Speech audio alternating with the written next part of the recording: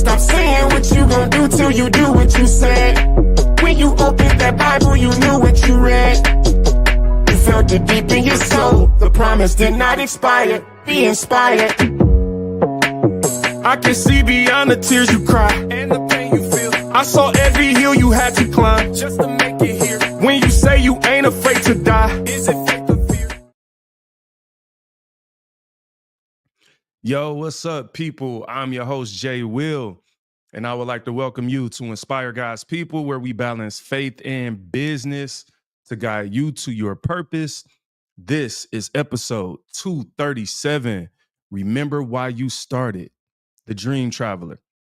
All right, so first things first, it's been a minute, fam. I think this is only my fourth podcast episode in 2025. That's a little ridiculous, I know. And I haven't done one in at least 4 months. So it's been a while since I've been kicking it with y'all. And I'm going to be honest, it was probably 5 reasons I can name off the top of my head that I shouldn't even be doing this episode tonight. You know, one of them being that the sports season is underway. NFL is on, first game. You know what I'm saying? And here I am when that's like the most watched sport in the U.S. And, you know, nobody's probably going to see this right now. But even better, so I could talk to myself, because some of this is to me as much as it's meant and intended to be for you. First, I'm going to kick it a little bit about what's been going on with me. Why have I been away from the show for so long? We're going to talk a little bit about what I've been up to. I'm also going to talk about like this idea of remembering why you started. And so if this is for somebody who is out there in the world and they like, yo, you know, you've been doing something, you go through life's ups and downs and you lose your love for it. I know you can relate to that. It's happened to me 100 times, probably happened to you as well. And this is for those people to encourage, inspire, and give you some insight into how remembering where you started can help you in moving forward. And again, it's from a Christian perspective. So let's jump into it. First things first, you know, I've been busy, but I also just been kind of trying to, look, I'm remembering why I started. I've been trying to kind of find myself in certain ways. And I'm always the kind of person that's like, you know, I go through different seasons and ups and downs in life, just like you. I'm a normal person, right? And throughout that process, sometimes I have to focus on certain things at a particular time. So as much as I love this podcast and I'm excited to get back started into it and just get myself going, I got to a point where super busy in a corporate role. That's something I prioritize my job and, you know, taking care of my family and being a leader and growing and things like that. And there's a lot of advantages that comes to the experience I gained from working in corporate America to become a better leader, communicator, to have that real world experience at a high level, right? And then, you know, I also put out an album, you know, This Time Is Different by J Will Music. I'll show y'all a little bit of that. So was rocking with the album, and that was a process. We did the music, and then we jumped into the you know, the music videos. So I've dropped, I think, 4 music videos. I have a 5th one coming this month, maybe 3. No, I dropped 4 music videos. I think I dropped 4 so far, 3 or 4. Don't quote me on that, but 4. We did 4 videos. I'm sorry, I can talk. 4 music videos. We got a 5th one coming this month. So that was a lot of work, just kind of focusing on that. And I really wanted my music and the quality of videos and stuff I was doing to be of the highest quality content as possible. And so I allowed myself some time away from this podcast. And then lastly, I want to be honest. You know what I'm saying? I want to be super vulnerable in this episode about, you know, some things with myself and remembering why I started and, you know, some of the encouraging and discouraging things that, you know, you go through as a human being out here trying to do things. And one of the things for me is that, you know, I started this podcast as an audio podcast with a particular purpose. And I started before the pandemic, believe it or not, if you're a newer listener. This is episode 237. So we've, you know, been able to do 237 episodes over the course of some years. And throughout that time, from where I started, what podcasts were and what I was intending this podcast to be, until what podcasts kind of became, especially as they became more video oriented. It's different. It's still different for me. Like, working through the video element of this podcast versus what it was when it was just an audio podcast, which is still an audio. You can go on Apple Podcasts or Spotify or Audible and listen to all the episodes. There's some dope ones in there. We've done some dope interviews. But podcasts in general in the world kind of evolved and became something totally different than what I was intending to do. And sometimes, throughout the process of, doing things in the public eye, and whether it's podcasts or music or just being a creator at large, you're kind of fighting the algorithm and, what people want to hear versus kind of what gets views and things. And I think through some of that, I just didn't enjoy what podcasting was becoming, especially you add in the politics and how politics is so much at the forefront of what people like to think about and talk about in the world today. And I've tried to dabble into that a little bit. And again, I think I just got, a little, if you want to call it discouraged, or just not feeling it for a minute, and allow myself a season to step away from it, to kind of refresh my mind and focus on some other things. And so here I am. I'm back, remembering why I started, but then also sharing some of this with the intention of reaching the people that it's intended for. That's all I'm here to do. I'm not here to try to go viral. I'm not here to try to reach 1 million people or not, or whatever it is with this podcast.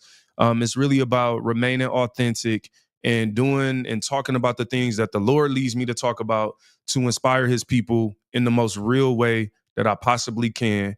And hope that even if it's one person out there that this reaches, or 2 people, that I'm not overlooking those 1 or 2 people because I want more views, or because I want to go viral or beat the algorithm. And those are all the things sometimes that we're challenged and faced with. You might have felt that before. I don't know, but I have. And in remembering why I started, it's really about getting back to the essence of what this show was created to be, regardless of what's happening around me. And sometimes, let me be honest, sometimes you could feel like you're doing okay with that until you take a step back and be like, no, you know what? It's affecting me a little bit, or I'm allowing myself, and it's not always about like wilding out. It ain't like I was wilding out or going too far or something. It's just that I was allowing myself to be reactive to what is happening in the world, versus this show started off as a very proactive show. And that's what I'm getting back to and remembering why I started. But a couple things before I jump into that. This is Remember Why You Started, but also I call it the Dream Traveler episode, because I'm going to kind of tie a little bit into why I started and created my album into this episode, because it's relevant, not just because I'm like promoting it. Yes, do I want you to check out my album and listen to it? I would love you to listen to my new album. This time is different. But there are some things that I outlined. There we go. I could talk. There's some things that I outlined in the album that are super relevant to what we're going to talk about today. And I might not even dig into them the way that I was intending to, but I do at least want to, you know what? We're going to come to that. We're going to come back to the album after I talk about some things. So sometimes we all lose our way. It's not always as bad as that sounds, though. And I've kind of learned in the world today, like, people love things to sound extreme or explosive or polarizing. And those are the things that really go viral. When you think about it, most things that go viral is something you either strongly agree with, or strongly disagree with. And when you think about the things people share with their friends, that's usually why they're sharing them. Outside of like just comedy, something that's just funny, people share things because it's like, yo, I really agree with this, or I really disagree with this. And in the middle, sometimes there's just someone trying to be balanced and logical and trying to be fair and think through things. And that's not always like super saucy. And I think that's who I am. That's kind of what my show is balanced. It's not about doing weird stuff to make people listen to you or like you. But even me, even you, we could lose our way sometimes. And in the most subtle ways, you can lose your way. And it doesn't mean, again, you were wilding out or doing something crazy, but a lot of times it just means you lost focus on why you started something in the first place. And I believe that losing your way is the beginning of losing your love for something and, losing your spark and your fire for it. If you kind of trace back first you probably lost your way a little bit. And maybe you looked to the right or the left a little bit, like you just glanced over and saw someone else doing something, and maybe they were being successful, and you started to overthink what's happening with you, and like, maybe I should be doing that. Maybe I'm tripping. And again, in life, there's all this pressure around us these days, especially with social media and just the fact that we're all so public and there's so much access into people's lives that I think it's easy to get distracted. It's very easy to see or hear something else and think and question, should I be doing that? But I want to encourage you today that even if you lost your way, you know, there's a path to getting back on the right track. So here's the beginning to that path. We should draw close to God. The Bible essentially says, I'm paraphrasing, draw close to God. It's like, draw nigh to him, he'll draw nigh to you. So draw close to God and he'll draw close to you. And sometimes I think about that as like, that just sounds too simple to be true at times. Like, yo, that's all it is like, I just get closer to him and then he gets closer to me. And it's like, yeah, it's that simple. And sometimes we lose our way because we simply started separating ourselves from the Lord. We started taking steps back. It happens in inches. I think sometimes we think that when you find yourself separate from God or find yourself distanced from the Lord, that, you know, we're used to looking at the extreme examples and like pointing out like, oh, this person is far from God. But sometimes I know I'm guilty of just taking small steps back. What does small steps back look like? It could look like, yo, I'm not praying every morning, right? Like maybe I had a good habit of praying the moment I wake up, getting on my knees and praying and thanking God for this day and seeking the Lord for guidance and direction throughout this day. And then maybe, you know, something happened and I just got lazy and all of a sudden I find myself like, yo, I didn't pray as soon as I got up. Maybe the first thing I did was grab my phone. And before I even prayed, I'm like checking email or looking at, you know, social media on my timeline or something. And that's happened to me before. And so I think when I look, you know, in the mirror, it's like, yo, you might be feeling this distance from the Lord. And in your mind, you thinking, yo, Lord, why is God distant from me? I'm not hearing his voice, or, you know, like, why do I not feel close to God? And you almost blaming God. Like, why are you not close to me? Like what's going on? Why can't I hear you? And a lot of times it's like, oh no, like it's you. I'm here. God is here. He didn't leave. We walk away from him. And sometimes that's a very humbling reality to face and to come to, like, yo, wait, like it's me. I just inched my way away from the Lord, and it was so subtle that I didn't even realize it. And then maybe as a part of that process, as I'm inching away from the Lord, now I'm more distant from him. So his voice is more faint. But the things that I'm drawing closer to, social media, you know, all these shorts and reels and all these messages and ideology and the pressure of politics, just pulling people in different directions. And I think some of us even sometimes can draw further away from God with good intentions. And what do I mean by good intentions? I look at politics like this a lot of times of like, you know, people have a righteous indignation and they feel like, yo, we're going to save the world. We're going to change the world and we're going to fight against this and that. And look, I'm not trying to discourage you from fighting or, you know, whatever purpose and cause you believe in, as long as it aligns with the Lord. But sometimes what happens is we find ourselves in these industries or surrounded by these people where God, Jesus, is not the source of why they do what they do. And so although it is a good cause, or although it is about helping people, like what happens is you get in these arenas and Jesus is not the centerpiece. He's not the cornerstone. He's not the reason why they're doing it. And so then again, you inch away from God little by little. You got into politics, and then, hey, there's nothing wrong with that. And then you started doing charity, and there's nothing wrong with that. But then you find yourself in this, like, as this social warrior that's like actually a disciple for one political party. And then you're not even preaching Jesus no more. And maybe you used to be a person that was all about drawing people to God as the answer and as the solution for their life and salvation. And you find yourself, like, you look up 3 years later, like, whoa, wait a minute. I don't even talk about the gospel no more. I'm arguing with people on Facebook on what this president or this presidential candidate said, or this mayor or this governor.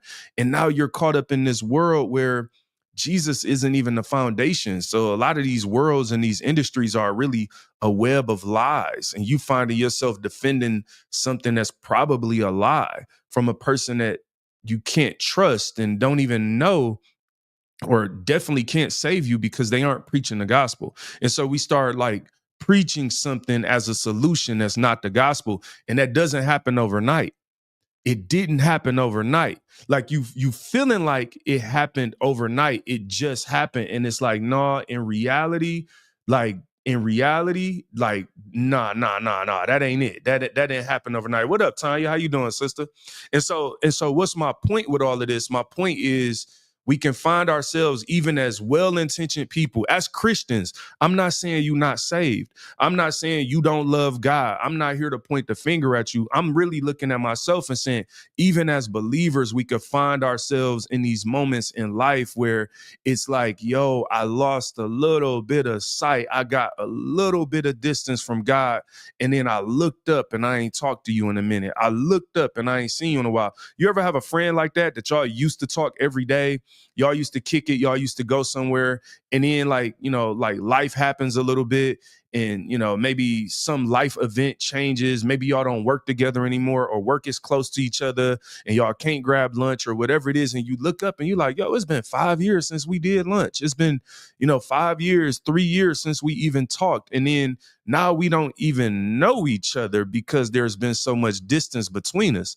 I know I've been in situations where there's been distance between me and people, and then you get around them and it's like, yo, like who are you? I got a whole song about that. Who are you? Like yo, like you still you? Am I still me? I don't know. And maybe you grew. You ever had a situation where you've grown? This happened to me. So in high school, I was a class clown, right? And look, now if you know me, you know me. Don't let how serious I'm coming off on this podcast fool you, because I am both the most serious and the silliest person you will ever meet in your life. And like I have two switches, and like I could go in either direction most times. Like I could literally go in a bag right now to make this whole podcast nothing but jokes and be equally as passionate as I am about it being serious. And sometimes I struggle to find the balance. Sometimes I'm just all the way one of those. And what happens is people who know me from certain situations, like people who know me in the corporate world, they might see me as very serious. They might even see me as quiet and just kind of like about my business and whatever.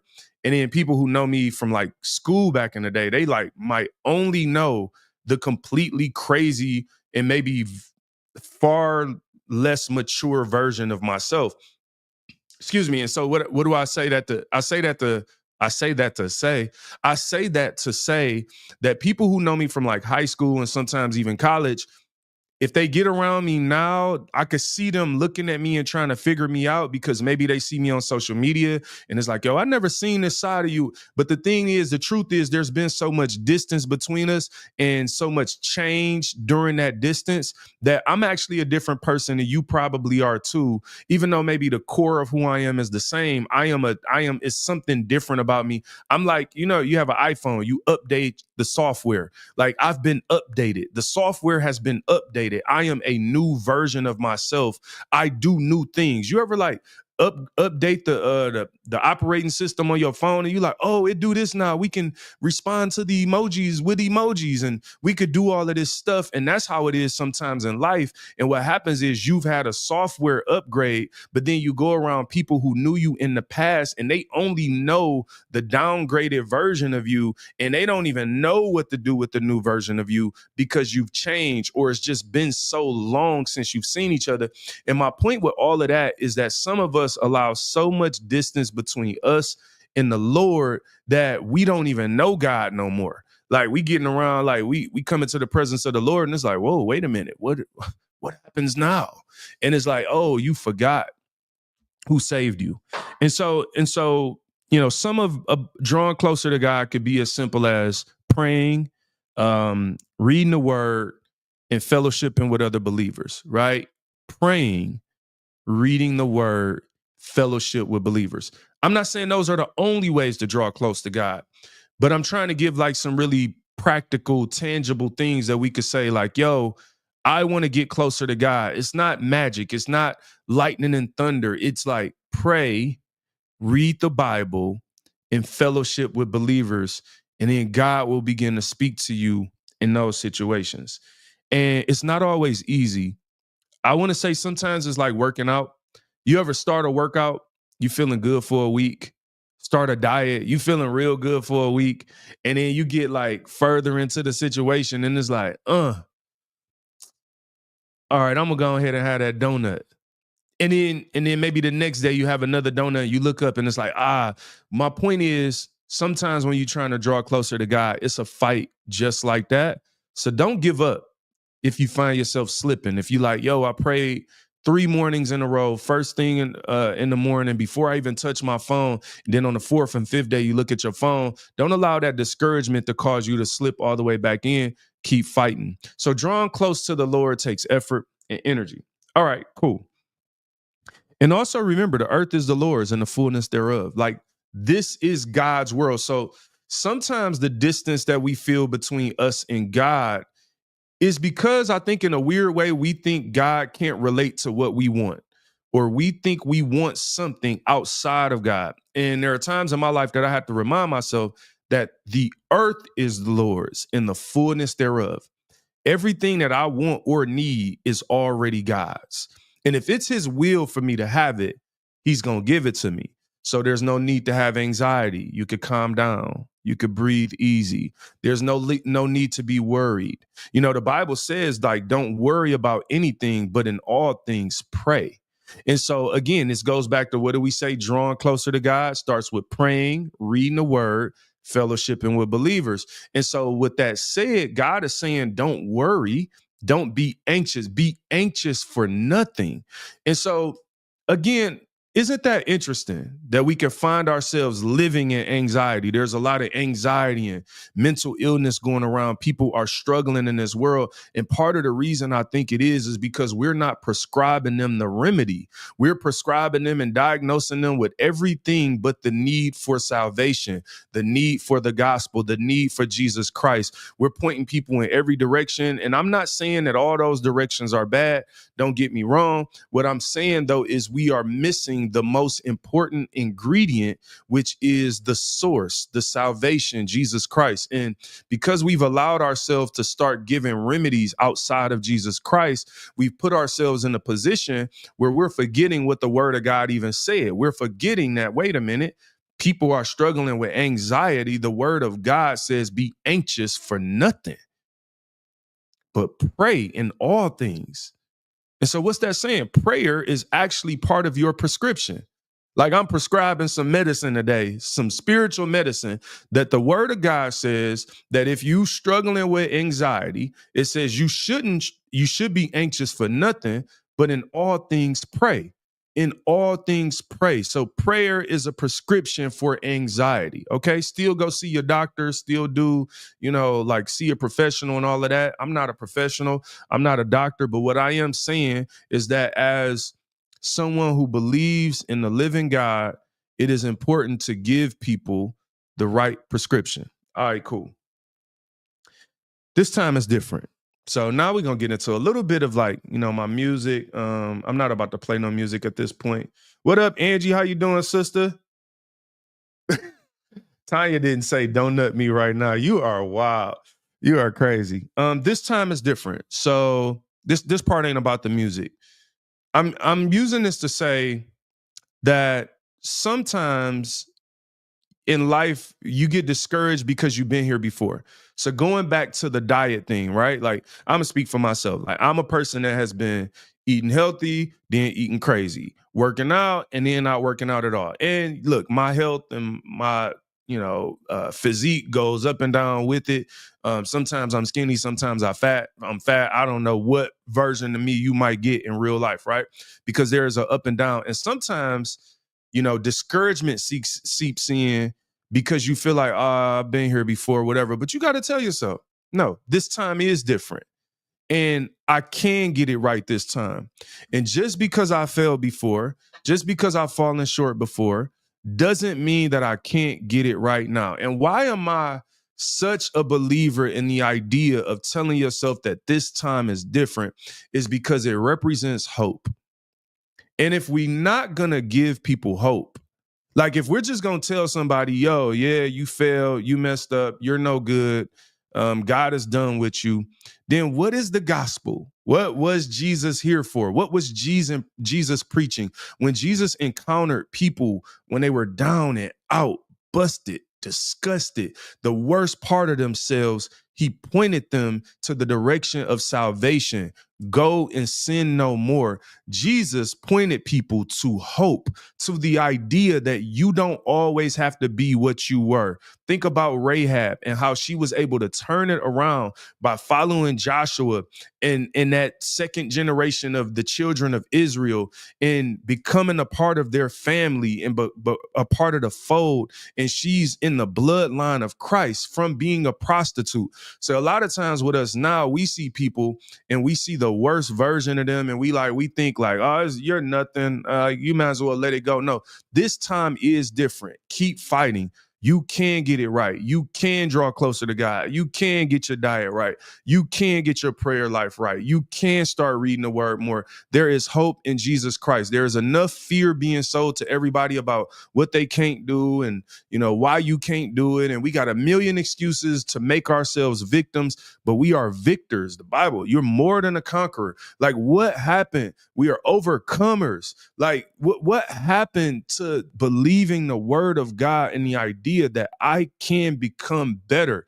We have sold the word of God and the word of hope, and we've accepted the word of fear because we have started to listen to leaders who are not following the voice of God, leaders with selfish ambition, people who have agendas to become kings, and we've allowed ourselves to believe them because they're branded right and they communicate properly, or their page has a lot of followers and a lot of views and they went viral. Listen, Jesus don't need you to go viral to use you. I don't care what nobody say. You could disagree and I still love you. You are able to disagree. So I don't say that to be disrespectful to somebody who might disagree. I know some people think you have to be famous in order to be effective, but I don't believe that. I believe effective is not just about width and the amount of people that you're reaching, but I believe effectiveness is about how deeply you reach the people you touch. You could touch 10 people, and if you touch them in the real way and connect to their soul and give them the gospel, those are 10 souls saved. That's why Jesus said he will leave the 99 to go after the one. We do the opposite. We leave the one person that's listening to your podcast, the one person that's commenting on your videos, the one person whose life is being changed by the things you're doing in your ministry. We leave them because we trying to seek the 99. We want more people. We want more followers. I've had people tell me, you supposed to be famous. Like, I'm not trying to hear that. I'm not trying to accept that. I'm trying to accept that God will take me where he wants me to go. And if God called me to talk to the 2 people that's listening to this podcast right now, then I'm going to give the 2 of y'all everything I got. I'm going to preach to the 2 of y'all. I'm going to encourage and inspire the 2 of y'all like y'all 2 million, because Jesus left the 99 to go give the one everything he had. You think he went to that one discouraged because it was just one? No, Jesus goes to the one and offers them salvation, goes to the one and offers them hope, goes to the one and offers them everything, full benefits. Come into the body of Christ. You got full benefits. That one soul matters. And sometimes we are allowing ourselves to be distant from God because we are becoming consumed with reaching more people, consumed with doing more, consumed with being the most viral and the biggest influencer. And did you see the check they got for over here? And I'm telling you, I believe that that's why so many of us are selling out. We're selling out the cause of the gospel, and we following all these selfish ambitions because we following numbers. We chasing numbers. We want more. I want to reach more people. I got to beat the algorithm, bump the algorithm. I don't care no more. Forget the algorithm. I'm going to tell you the crazy thing about the algorithm. I was thinking like on, 2 things happened to me. On Twitter, I had about 13,000 followers. I think by the time it was over, it was like a little under 12, like maybe 11,700 followers on Twitter. And one day, about a year, maybe a year and a half ago now, I don't know, it's been a while, but I tried to log in and it was just gone. Like literally my Twitter page just disappeared. I genuinely don't know what happened. I don't know if somebody stole it. I don't know what happened. And for 1 minute I was mad and I was irritated because I've accumulated these 11,000 followers. Like we treat people like they're yours. These are my followers. And it's like, don't get me wrong. You don't want to get your pages stolen or have them go away. But I was like, yo, like, all right. All right, life goes on. I just don't have Twitter now. And my point with all of that is we can't be so consumed with numbers and things that we allow that to be our purpose. And the other thing is like, I look at Instagram and stuff now, right? On my Instagram, I think I got thanks, Sister Angie. On my Instagram, I think I have about, what do I got on Instagram? 9,700, 9,772, I think. 9,700 followers on Instagram. And I'm like, it's funny because I got 9,000 followers. I think I made a post today and, you can see, at least I got a professional page, so you can see, maybe everybody can see how many views or whatever. I don't know what features are professional versus non-professional. But I'm like, okay, so only 150 people saw this post. And it's like, first they make you work for followers. Then you got to like do all this weird stuff just to reach the people that decided, like, these are the people that said they want to follow me. To me, everybody should just be able to see it when I post it. It should reach my followers because you click follow me. But now I got to like try to do something weird to beat the algorithm to go viral to reach people that already said they want. I'm like, bruh, look, I'm going to do what I'm doing. I'm going to keep putting out quality content, but I can't be consumed. I'm not saying it's wrong to learn the business and do strategic tactics and marketing. Don't get me wrong at all. I'm a business guy at heart. But what I'm saying is we've allowed it to be the purpose of, we've allowed it to consume our life. I got to show up on social media. I got to tell them what I'm doing. I got to show everybody everything. Oh my God, I got a new pair of boots. I got to put them like a picture of my new boots. And like, it's so much of our lives is public, and I'm not critiquing you. I'm sharing how I'm thinking through this stuff, but don't take the, like, let God deal with you. You know what I'm saying? I'm not here to like try to critique nobody in the way you're doing it, but I do think it's something we should at least be thinking about. Like, how much am I becoming consumed with the digital world to the point that some of us is more focused on the digital world, and in real life, we don't even have it together. Like, I know people who digitally have it together. Like, digitally, you killing the game. But in actual real life, you're struggling. Our real life is more valuable. What's the last thing I want to say about this? Life is a journey. And you have to allow yourself to go through the journey of life. You're going to experience some ups and downs. Look, I'm no different than you, bro. I'm just a normal person. Like, I don't know. I'm not into trying to be something for the internet and like try to create some false image and idea of who I am. Man, I'm a regular person. I be having problems. I have good days. It's like, I got crazy family members. I got cool family members. I have, people that I love that end up in the hospital, and people, you have people, new babies born and birthdays and graduations, just like the next person. And you trying to figure out life, and you're going through these ups and downs. Just look, it's a journey. We have to put it in God's hand. When you remember why you started, right? When I started this podcast, it really was about helping people, inspiring God's people. I wanted to inspire people, but I wanted to be specific in the fact that I'm talking to God's people because the inspiration was coming from a biblical influence. And that's what this show is about. And yes, the world around me has changed, and podcasts have become more gossip settings. And, and I'm not saying all podcasts, don't get me wrong, there's some good ones out there. But what I'm saying is, by and large, it's become a lot of negativity and like, I don't, it's just like this weird stuff that I don't really get into. And I just had to tell myself, and through my process of drawing closer to God and really asking God for direction on like, should I stop doing Inspire God's People? I almost quit this show. But I had to remember why I started. And it's like, no, don't stop. Just ignore the noise. Like, stop being caught up in the noise. And then you'll be all right because you're doing what you're doing.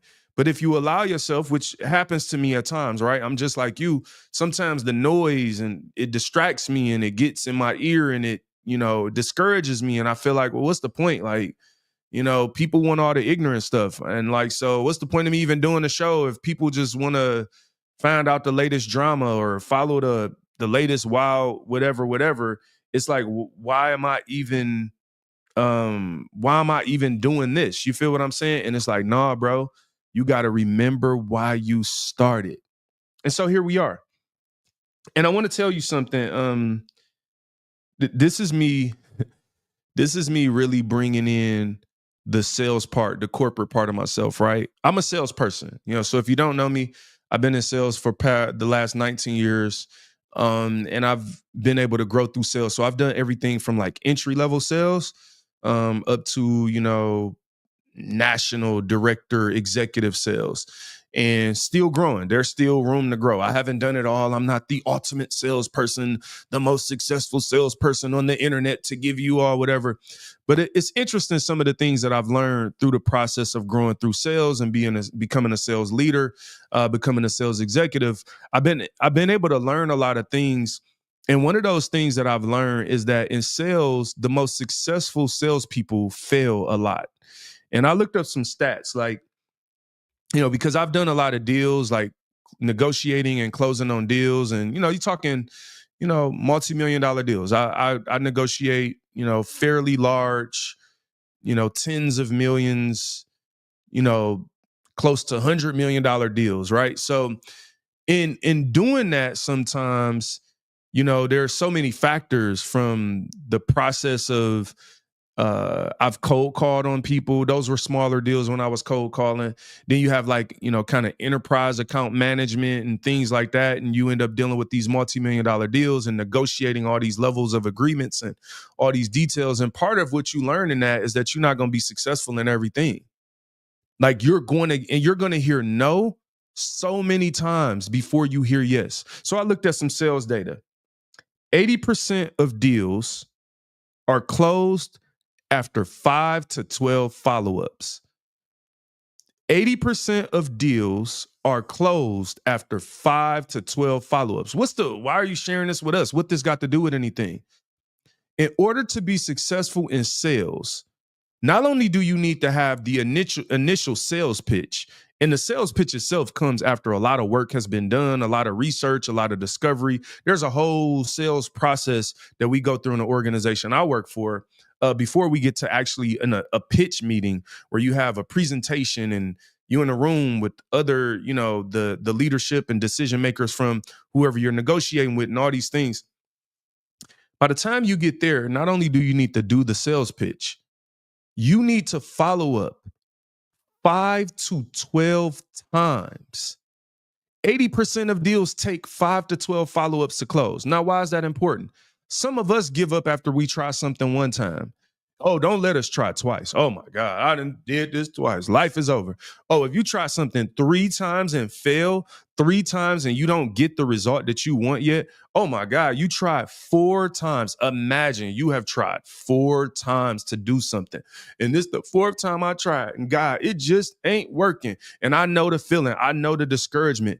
But success, 80% of the time in sales, takes 5 to 12 follow-ups. So that means you got to do all this work and then follow up and keep coming back and keep coming back. And I've closed deals that have taken 5 to 12 follow-ups. And what I've learned in closing those deals is that what happens is a lot of times the first 4 times people ain't even listening to you. They got other stuff going on, but they start taking you serious when you keep coming back, when you keep trying, when you're relentless, when you're persistent. People tend to take you serious when you're consistent. But some of us, we just blow with the wind. Today, I ain't even gonna see this. I was about to get silly. Hold on, it was close. I was about to go into a bag. But some of us don't know what we are. Today we preaching the gospel. Tomorrow we preaching politics. The next day we talking about something else. And what happens is people can't take you serious because you're not consistent. It's like the Bible says a double-minded man is unstable in all his way, everything. Some of us just unstable in everything because we have no consistency, no follow-up. We try something one time, it didn't work. Everybody didn't buy it. All right, cool. I'm on to the next thing. You need some consistency. What's the next thing? 44% of sales reps quit after one follow-up. Woo! So wait a minute. 80% of the time, it takes 5 to 12 follow-ups to be successful. But 44% of salespeople quit after one follow-up. So you did your sales pitch. You followed up and called them one time, didn't get what you wanted, and 44% of people will quit right after that. Here's the kicker. 94% of salespeople quit after 4 follow-up attempts. Now, wait a minute.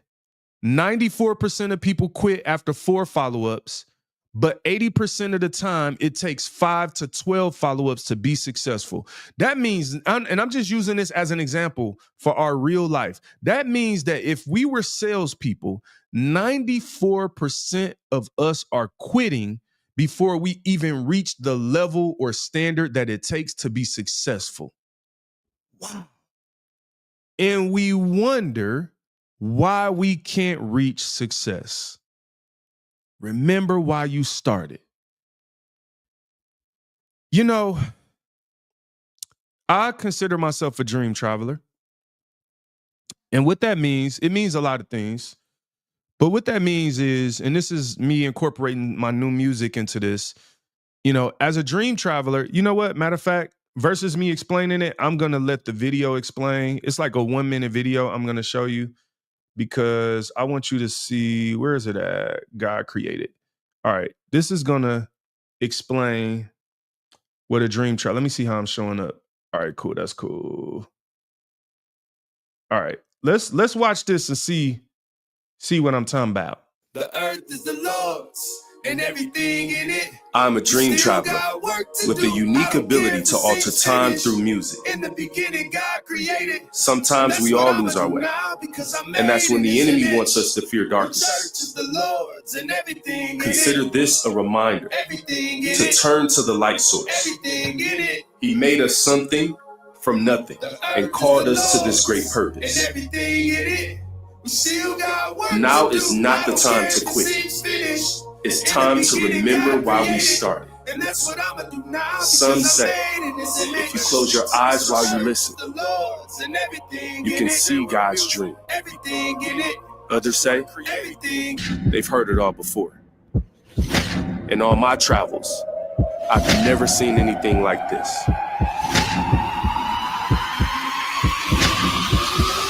If you ask me, this time is different. I lift you up for holding me. All right. Dream Traveler. So I start this project, this album, This Time Is Different. And it started in this rough space. The idea of being a dream traveler is, you know, some of it is fictional, me taking this idea and wrapping it into like my real life. The idea is that I got to a place where there was distance between me and God, and I was, you know, confused about what I was supposed to be doing. Should I be creating? Should I be focused on business, ministry? What should I be doing? And it's like, it represents me just eliminating distractions and going before the Lord and asking God for directions. And in God giving you direction to go, he allowed me to kind of be this person that travels through different moments of time with my music to inspire people ultimately. And the idea of being a dream traveler is also about going through the different stages and allowing yourself to experience life in a real way and taking some of the pressure off of yourself to be perfect for the sake of people and people looking at you and seeing you. And, you know, there's all these weird things that we're trying to live up to create some false image of who we are. And so I want to encourage you, whatever your dream traveler moment or purpose is in your life, to say, free yourself from the pressure of trying to be perfect for everyone. Because what I've learned is whether you're doing good or bad in life, everyone isn't always going to be on your side. And I don't say that in a way to be like, oh, we got haters, or I don't get into all that. But what I'm saying is that you can't be a people pleaser. You can't be a people that's doing this for people to like you. You have to be doing this for purpose. And that's part of remembering why you started. And I'm just sharing some of like my testimony of how, I hadn't done music in a few years. And just through this process of remembering why I started, remember why I ever started doing music in the first place, it has freed me to be able to create what I believe is some of the best music and art that I've ever created, because the intention and the purpose is focused on exactly why I started doing this in the first place, to inspire God's people and to just share the art and the gift that he put in me. And in some ways, selfishly, I feel more alive when I'm doing what God created me to do. And some of us are struggling in life because we aren't focused on doing what God created us to do, because we're trying to do things for the result or the reaction. And sometimes you just have to embrace the process. You have to embrace the purpose, but you can't worry about the results that it'll produce. Get the results out of your mind. I'm telling you, this is what's working for me. And so I'm just sharing it as somewhat of a testimony to say, man, I'm creating music. I'm creating these videos, working with people like KE. He's been really dope. My producer, Red, all of the features on my album. It's been just such a joy to create at this kind of with this new mindset and stage in my life. And I just want to share that with people, because I think we're all so distracted and all trying to front for each other. Look, you don't have to front for me, and I'm not here to front for you. It's nothing to front for. I'm here to create the art and to share the inspiration that God put in my heart, and to leave whatever legacy God allows me to leave and created me to leave. Nothing more, nothing less. I don't even want more viewers than God want me to have. I don't want more followers than God can see that I'm ready for. I don't need more attention than God has called and purposed me to. If it's the 5 people, what I told myself is that I am going to create as if millions. I'm going to create with a passion and purpose, as if everybody in the world will hear my music, as if everybody in the world will listen to my podcast. But I am going to be perfectly fine with whatever group of people God allows me to reach. And yes, I will try to grow organically and authentically, but I am not willing to sell out or do weird stuff so that more people can listen because I'm talking about something super spicy, or I'm being, gossipy, or all these things. It's like, no, I will go and do what God has called me to go and do, and I will be okay with the results that it produces. And I encourage you to try to find your way to be the same, and just free yourself of the pressure to try to be doing it for some false aesthetic, so that people who probably don't even like you anyway can maybe like you. People just don't like people. It's probably people that just scroll right past this this podcast on their page, like, oh, he doing a podcast, whatever, right? And you got to be okay with that, fam. Like, we all have to be okay with that. What up, Felicia? How you doing? What up, Courtney? All right, so I want to share a couple other things real quick, and these are some of the things that I've been up to, and some of the things that helped me kind of get on this journey to getting back to remembering why I started. And it's funny how, like, when you start doing things and just doing what God called you to do, he will open new doors, and doors that, you weren't even thinking about, or doors that were never open to you before. And that's somewhat, God has done that for me at different times.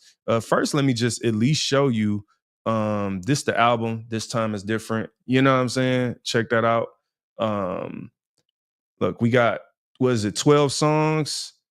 Yeah, J Will Music, This Time Is Different, Apple Music, everywhere you can listen to music. Check out this project. All right, we got that out the way. Now I want to show you some of what I've been up to. Oh, I was on the Track Stars. Let's go there. Let's go to the Track Stars. And I thought this was pretty dope. First and foremost, let me just say, shout out to the Track Stars for having me on their show.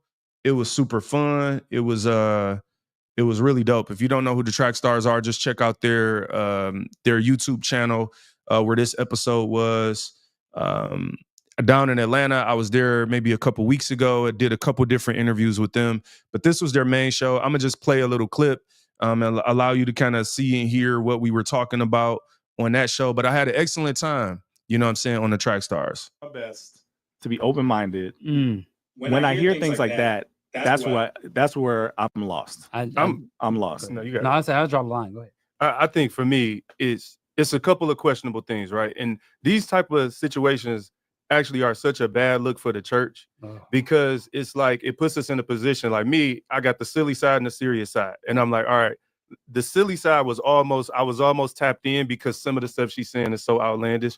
But on a serious matter, it's like, all right, like you saying, Sean, it's you start taking these imaginary things, I think, because my biggest question is why are only artists going to hell? Right. Like, so like they only see artists. like Like always celebrity black people. yeah, like you would God would take me, show me hell, but only show me like entertainers. I think there's some like salaciousness to that that's like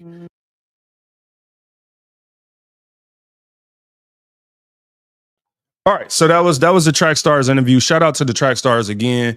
We were talking about some lady went viral and she saw Biggie Smalls in hell. I'm gonna give you all a little more commentary around that because on that show, you know, I was there as a guest host, and you going on a show as a guest. My first time there, I definitely didn't want to overtalk people, and I learned a lot. Like I've never done really a podcast. You know, it reminds me almost of like when I've done a lot of panels live, like live panels where it's 6-7 people on the stage, and you have to be very kind of straight to the point and quick with your answers, and you don't really have a lot of time because you're trying to be respectful of everybody that's there, and other people have points, and then you want to listen, so you can't always remember what you wanted to say. So shout out to the Track Stars. Really different feel for me, but a great opportunity to go kick it with them, and I would love to come back. You know, I'm in Atlanta enough. Y'all hit me up if y'all see this.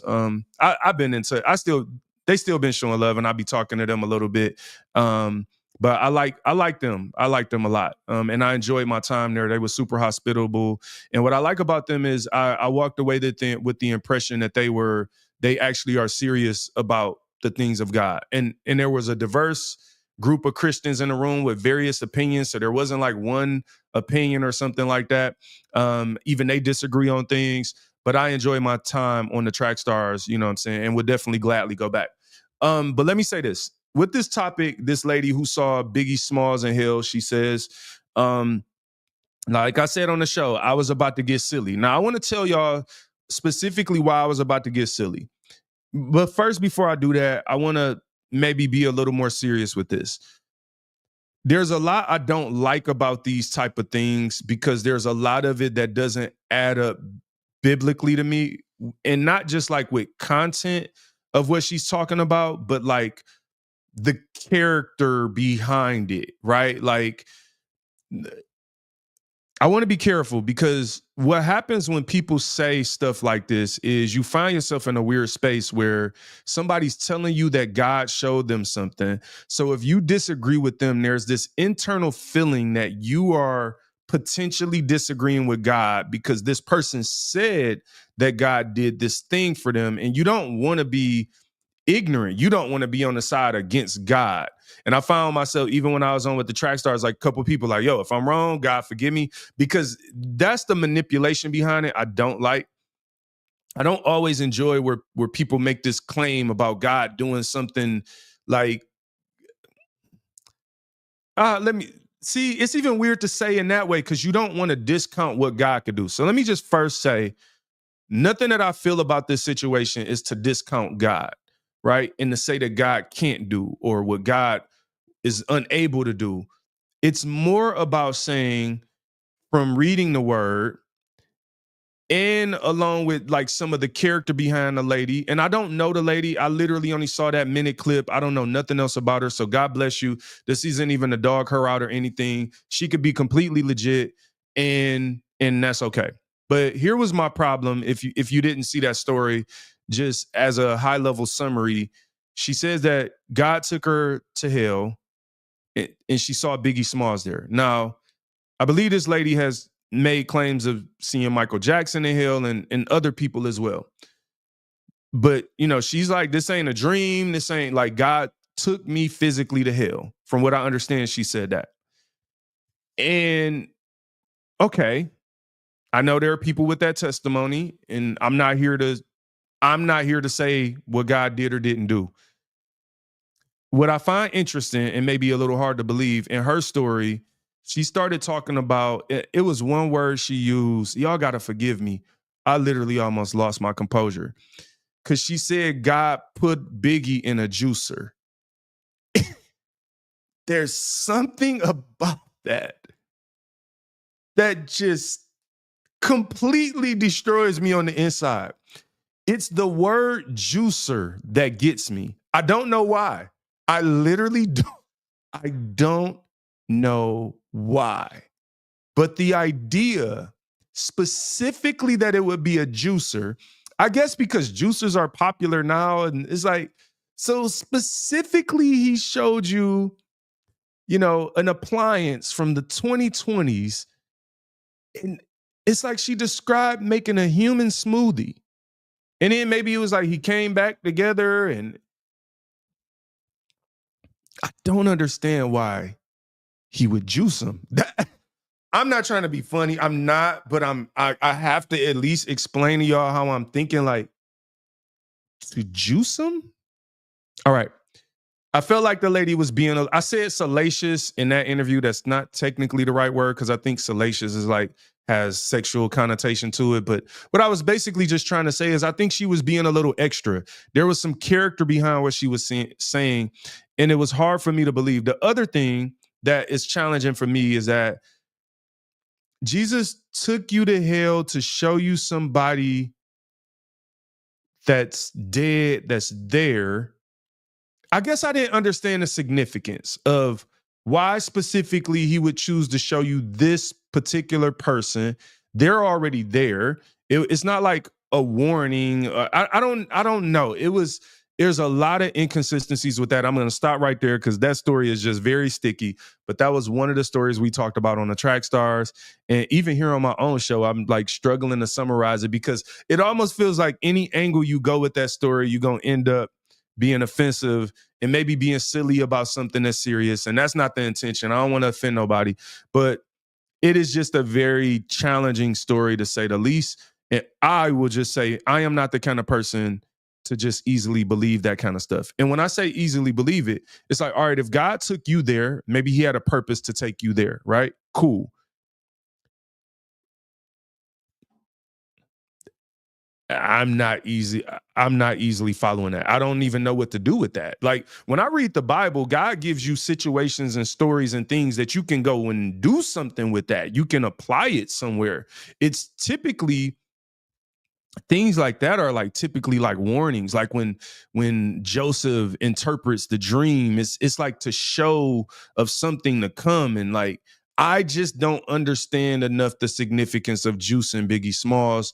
And I also think it's really weird. This last thing I will say, there's so much of the Bible that when Jesus is correcting, he's showing you like get, you know, this beam out of your eye before you try to get the speck out of somebody else's eye. Like, you know, you deny yourself and follow Christ daily. Like there's so much of the encounter with Jesus and in the Bible about you looking at you and getting yourself right. And there's so much of the internet that I feel like is outward and it's about judging other people and, hey, let's all talk about what's wrong with this person and look what's wrong with him over there and look at this person. And it's not that it's not a place to call out evil and call out sin. That's not what I'm saying. But I'm saying like we become so consumed with like pointing out, like me talking about Biggie going to hell, I just don't understand the significance of it for me. I didn't even listen to his music like that. Like he's been dead for like a long time. And then it's also like, I am not comfortable judging people in that way that I don't know. I don't know him, meaning I don't know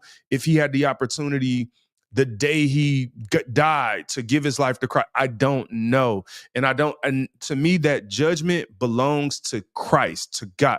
That judgment belongs to God. What I don't need is, I don't need me playing the role of like final judgment. Like, yes, for sure, he's in hell. Yes, for sure. And then it's like, why is it always music people? Why is it always musicians? And I don't, there's other people that go to hell. Like, I don't know. That was just a very tricky story.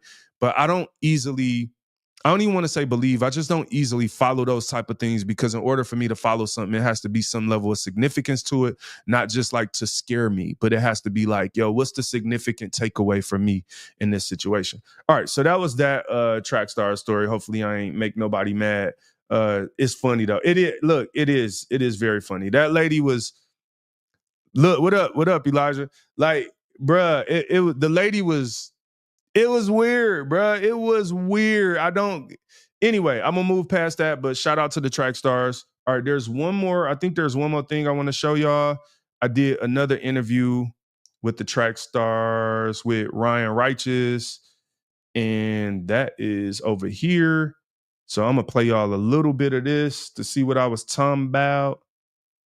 And then this is on Independent Artist Spotlight. I'm going to have these, and if you go to the Inspire God's People YouTube, I'll have these linked below the show so you can check them out. But let's go. Will Music in the building today, man. This is going to be exciting.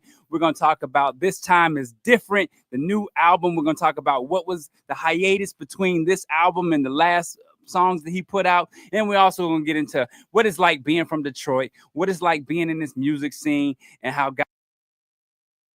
Your Jay-Z's, yeah. Those were probably kind of the main two when Kanye came with College Dropout, things like that. But in the early days, it was just jokes and it was freestyles.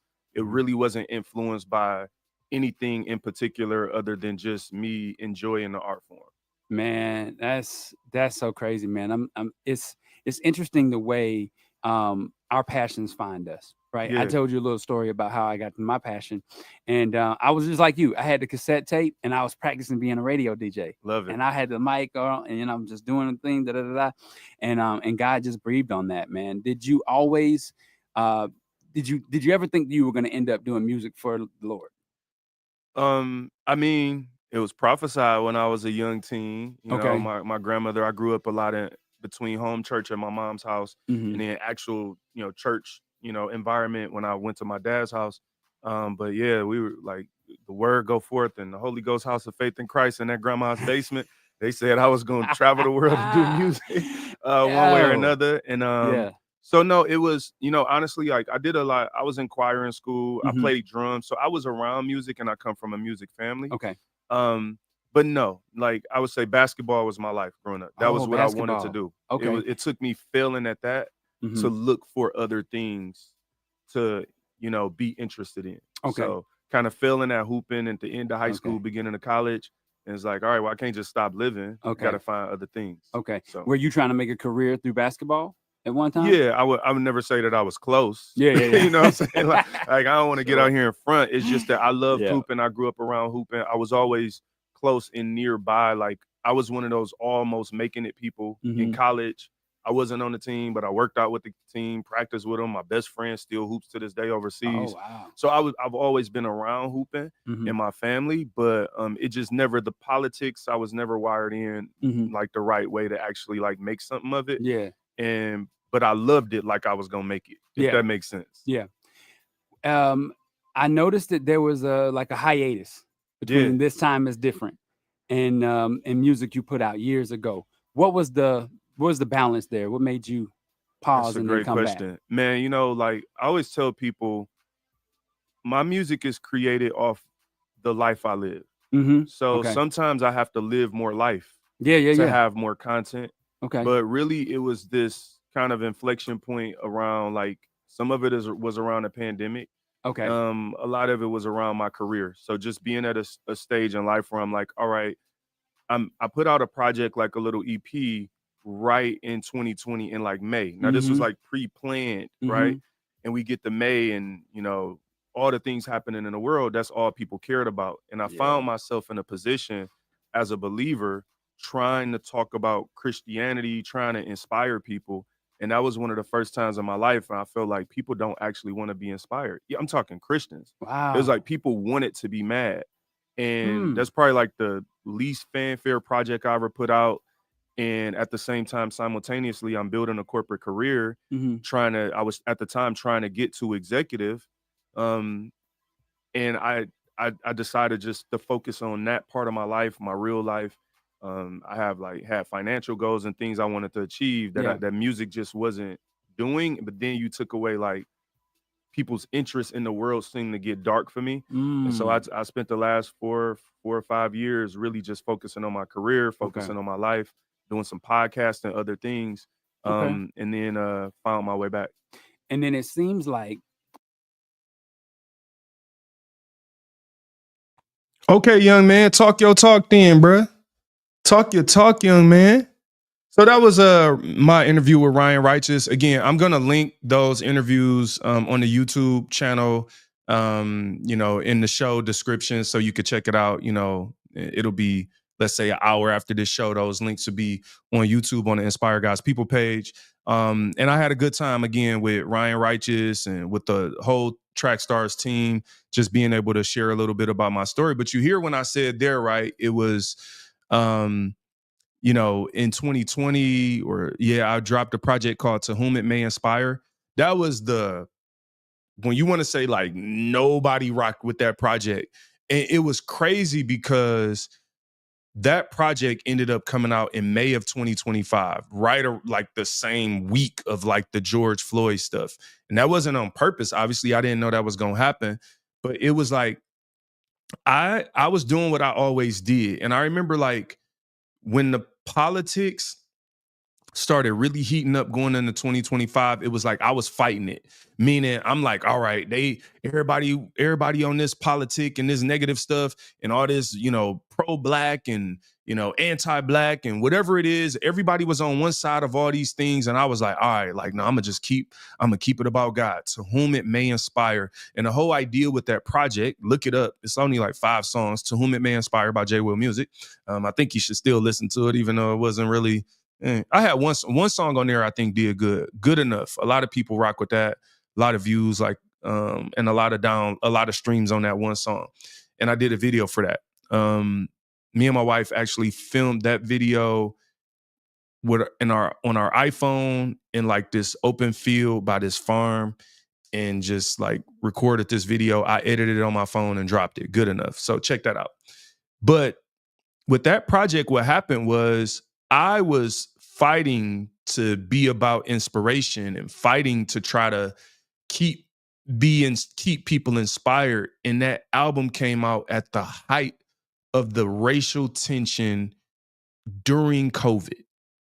That was literally, if you could tell me a worse time, you could not tell me a worse time to put out Christian inspirational music than May of 2025, when people were marching, when people were mad, when people were, masked up in pandemic and fear and politics. And here I was saying, To Whom It May Inspire.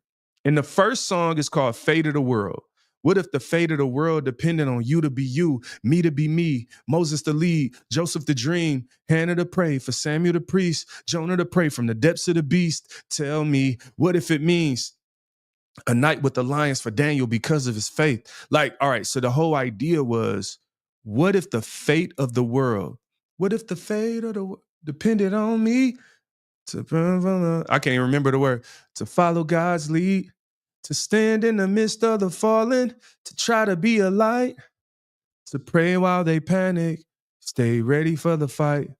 What if the fate of the world depended on me, to walk in my purpose, to follow God's lead, to stand in the midst of the fallen, to try to be a light, to pray while they panic, stay ready for the fight. So I had this song in this project that was all about, what if the fate of the world depended on you to stand for what you believe in the midst of everybody else following something else? least popular project I ever put out. I mean, it's like, because when I was making the post and putting out the videos, it was like, it was George Floyd, it was Trump, it was anti-Trump, it was Biden, it was Democrat, Republican, Black Lives Matter, and all lives matter, and blue lives matter. And it was just the height of all this tension. And I'm just gonna be real with y'all, man. I was so discouraged. I'm just being real. I was so discouraged because it was like, and I'm gonna tell you who discouraged me. It was when I started looking on my timeline and my Christian friends and people who had followed me for years and who I had, looked at as solid believers. And I saw them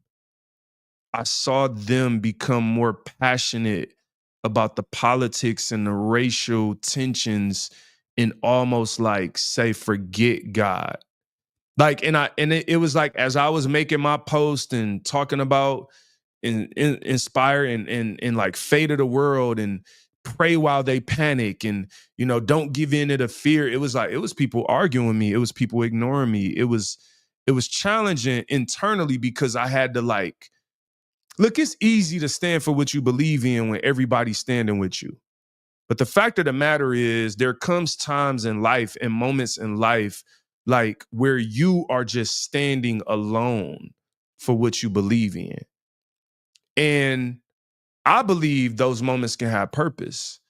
Although it was challenging when it happened, it's something that I draw on now to say it doesn't matter if people don't like the album. It doesn't matter if people don't want to hear the gospel.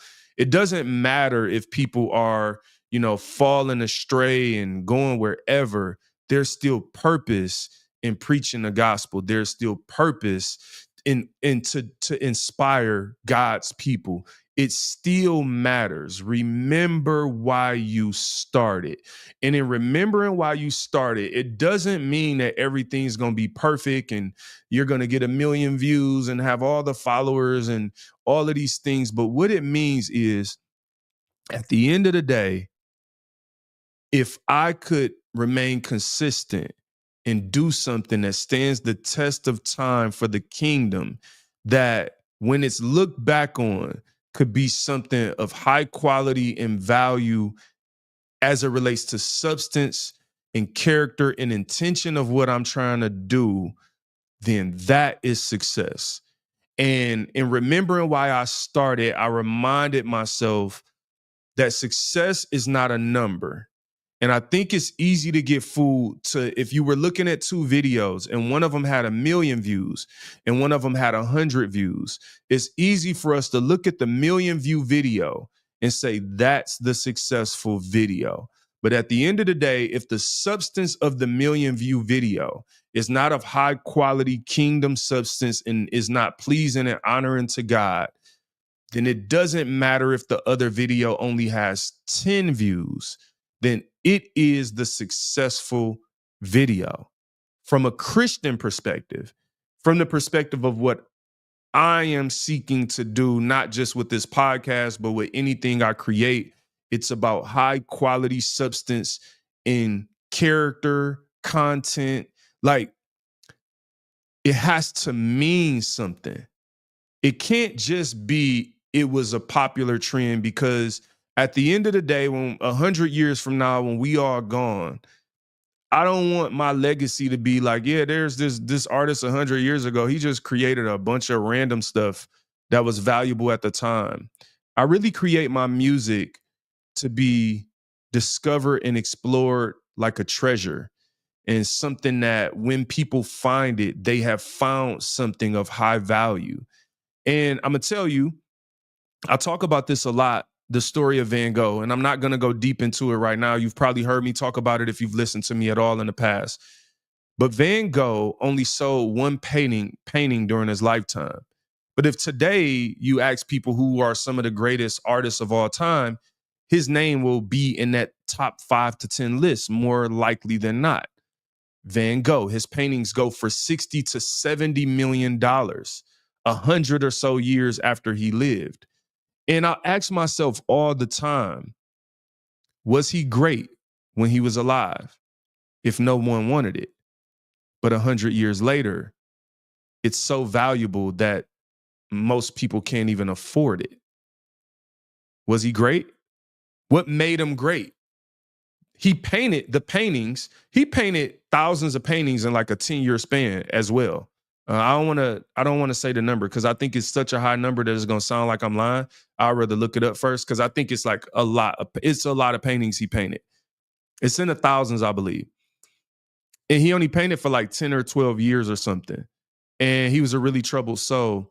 But my point with that is I look at where I draw inspiration from that story to say, here's a guy that was a troubled soul, that wasn't this perfect person, but his name means so much in the world of art now. It's like of the highest quality.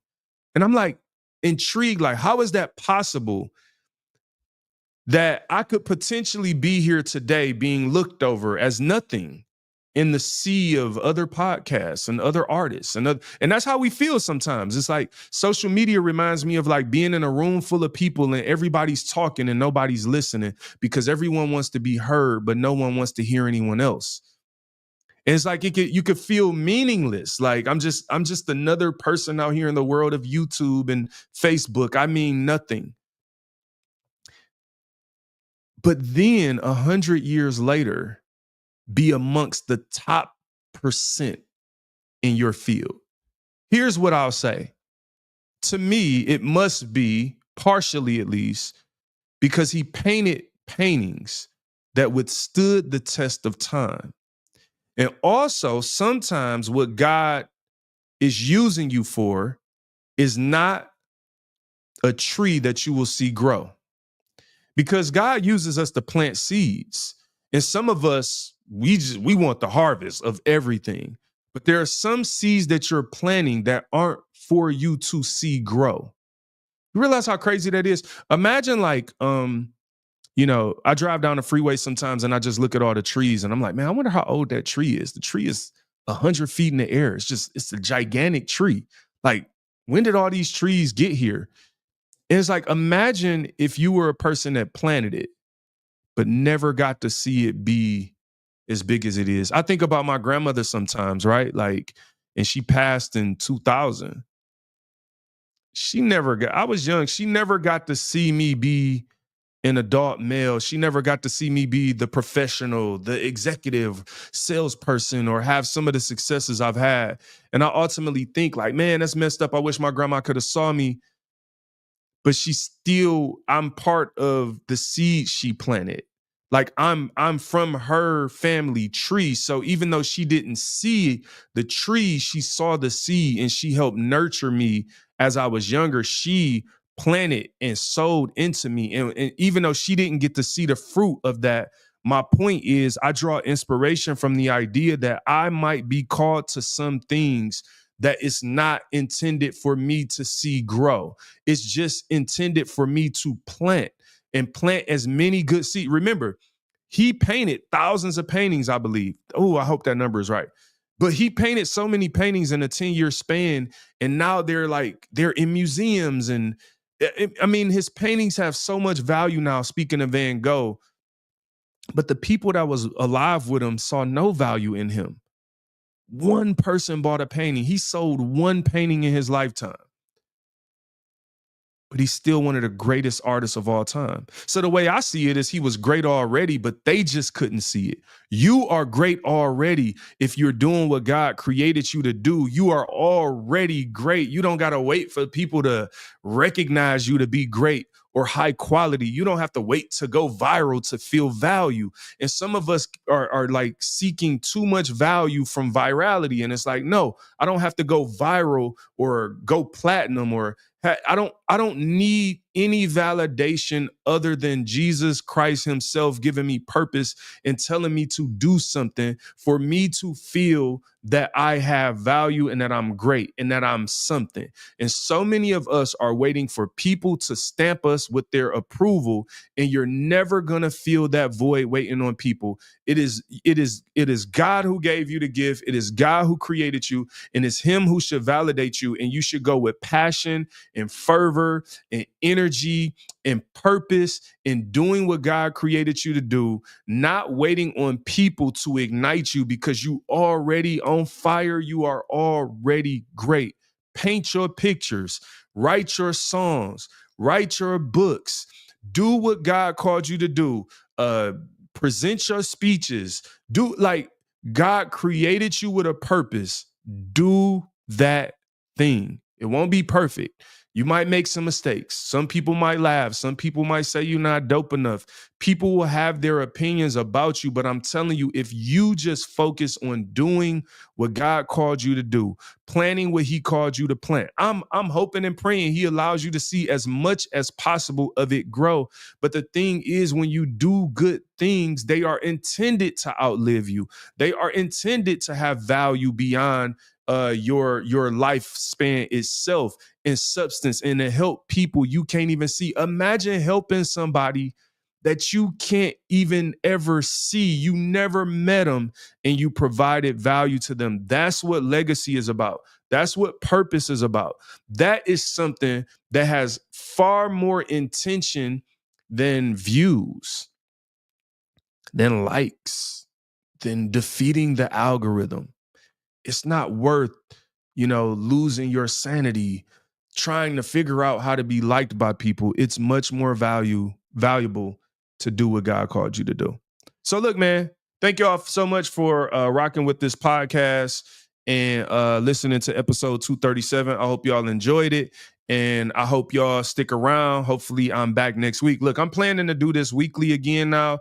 Drop shows every week. They will be on Apple Podcasts, Spotify, Audible. If you just type in Inspire God's People in Google or YouTube, subscribe on YouTube, you will be able to find out what I'm doing. And I got 2 YouTube channels. The other channel is J Will Music for my music. So if you want the music, it's J Will Music, all one word. If you want the podcast, it's Inspire God's People. And hopefully I give you all the high quality content that you're seeking as a believer to encourage and inspire you on your journey. I appreciate all the love, everybody who rock with, support, and been with me along the way. Much love and blessings to y'all. And look, man, y'all have an amazing day. This was fun. I'm happy to be back. And maybe before I get out of here, hold on, what we gonna do? Let me just share one of my songs on the way out. Let's do that. Yeah, let's do that. Where we want to go to? Ooh, I just did this video. Let's go here.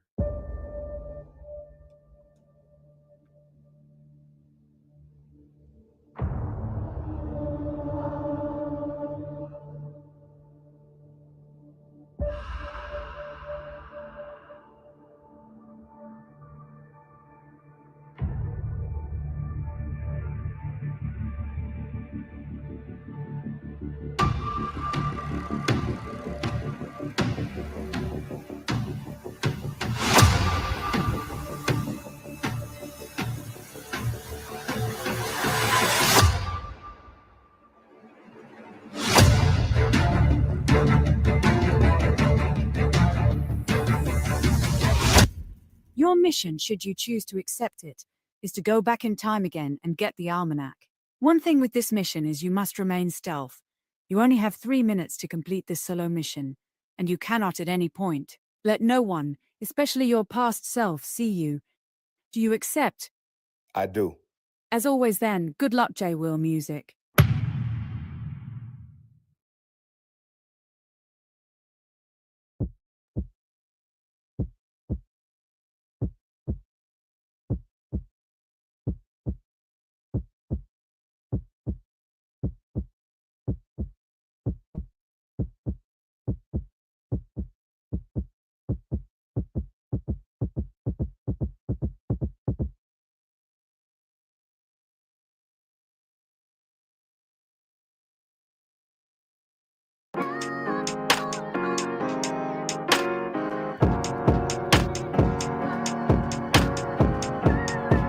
Sometimes we just gotta sit back and slow down.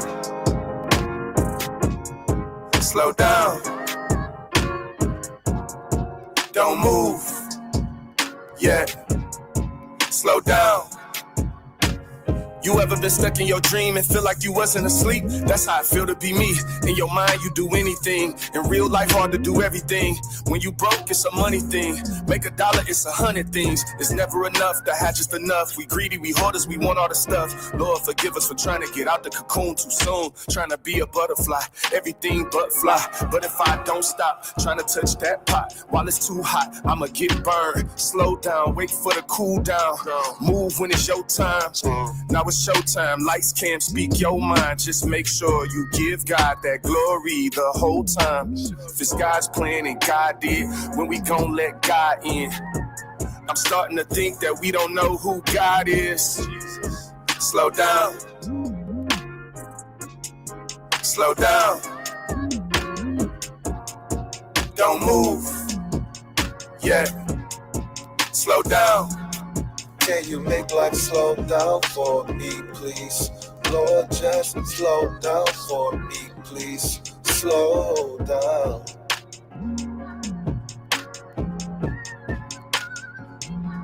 I want this life to slow down for me, please.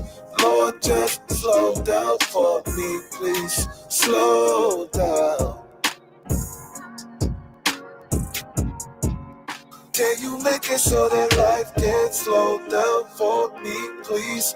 Can you just slow down for me, please? Slow down.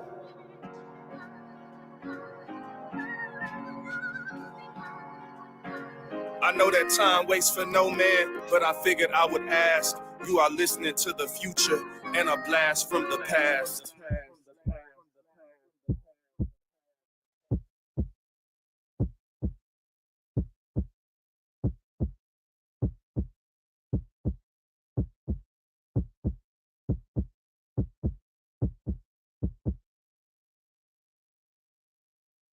Mission accomplished, J. Will Music.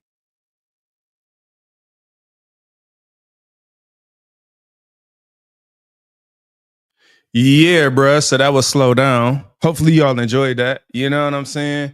That video was dope. Shout out to KE who shot that. Shout out to Red who kind of co-starred in it with me. Look, that song is all about similar to what we talking about today. Excuse me. It's the idea of like, yo, we just gotta slow down. Don't move.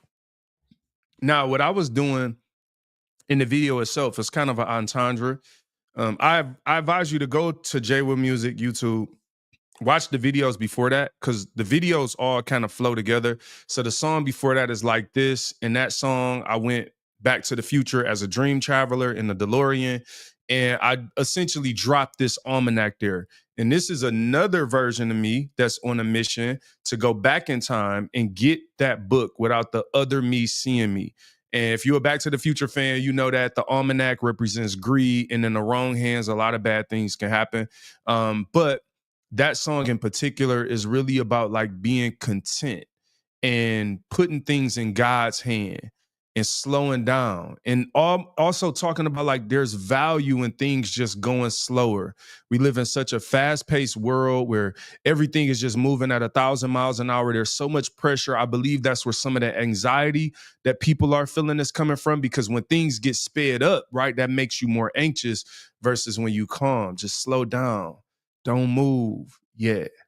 Slow down. And then we asking God, just slow it down for me, God, right? Life is moving so fast anyway.